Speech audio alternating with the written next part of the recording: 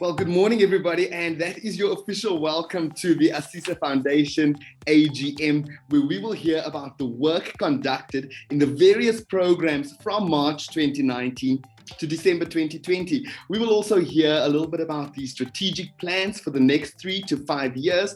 We all witnessed the challenges associated with COVID-19 and the resulting economic impact, and we will get to hear what different adjustments were put in place for the work of the foundation to continue despite the challenging environment. Thank you so much for joining us. My name is Darren August and I am your online MC. And who would have thought a year ago that online MC would actually be a real title, and now it has become that.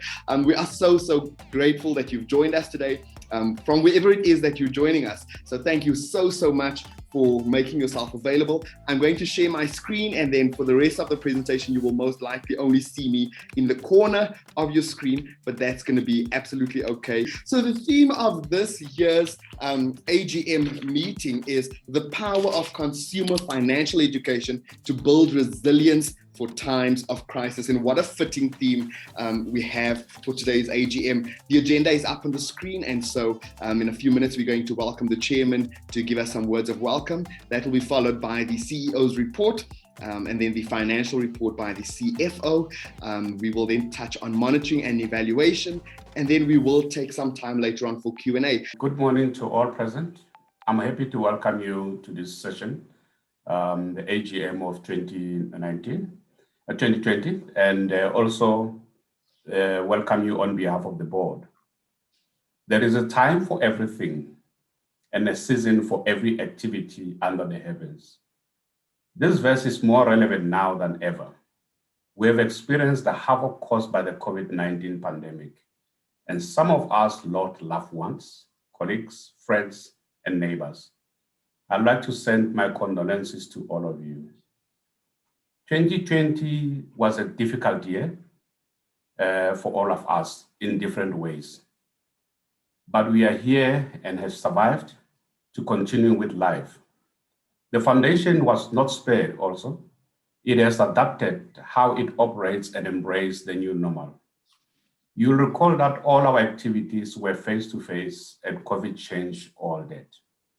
I would like to thank the CEO, Ruth, and her team for the way they adapted their offerings together with our implementation partners. There is a saying by John Bond says, "You cannot change the circumstances, the season, or the wind, but you can change yourself." That is something you have. I believe this is what the foundation has done. The board has continued to function and exercise oversight and guidance to management throughout, and we are happy with the progress so far.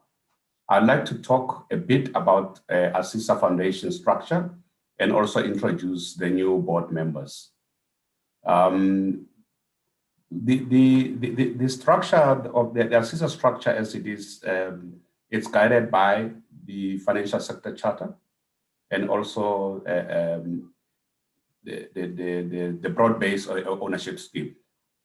So if you look at the requirements thereof, is that the Board of Trustees, you need to have greater than 50% of independent, greater than 50% Black, greater 25% women. So we are linked to the ASISA Consumer Financial Education Standing Committee. And we do have the grant contributors who receive 100% of CFE or SED points and get immediate recognition for their contribution. So it's not that they have to wait for first to be for it to be implemented, because once the money comes in, it gets distributed into different projects. Then the contribution then get recognized immediately. Beneficiaries of the broad-based ownership schemes. It also has to be South Africans, which is more than 85% of Black persons, and then also more than 40% Black women.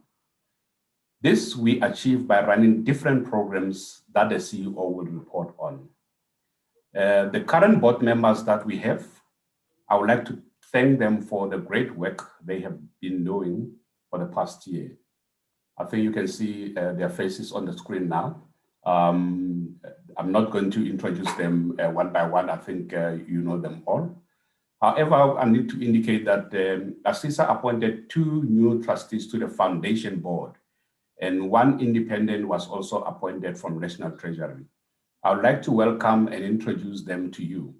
Roger Walters and John Manyike, those are from ASISA.